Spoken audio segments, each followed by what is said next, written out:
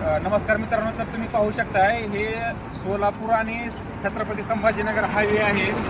या हायवेवरती संध्याकाळचा टाईम झालेला आहे, म्हणजे एक 8 वाजले असतील आणि 8 वाजल्याच्या नंतर तुम्ही पाहता उसाचा ट्रॅक्टर पलटी झालेला आहे. उसाचा ट्रॅक्टर का पलटी झालेला आहे? हे आहे घरळती, म्हणजे घरळती रान आहे, उतार रान आहे. त्यामुळे आपण जर आपल्याला ऊस वगैरे ट्रॅक्टरमध्ये जर लोड असेल तर आपले वाहनं चालवताना सावकाश चालवा, जेणेकरून असा अपघात होणार नाही आणि हे ट्रॅक्टर वगैरे पलटी होणार नाही. ट्रॅक्टर पलटी झालेलं आहे म्हणजे आता शेतकऱ्याचा ऊस आहे, हे शेतकऱ्याचं खूप मोठ्या प्रमाणामध्ये नुकसान झालेलं आहे. तरी वाहनं चालवताना आपलं काय सिम्बॉल वगैरे आहे, ट्रॉफिकचे ते सिम्बॉलचं पालन करा. आपलं लोड असल्यानंतर स्पीड लिमिटमध्ये ठेवा. वाहनं जास्त पळवू नका. वाहनं जर जास्त पळलं तर अशी दुर्घटना होती. याच्यामध्ये नुकसान कोणाचं आहे? शेतकऱ्याचं आहे. आता हे पलटी झालं तर हे शेतकरी आहेत, तर आपल्याला सांगतील कशी घटना झाली.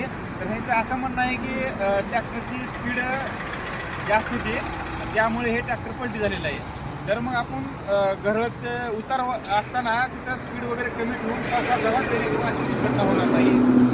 नमस्कार.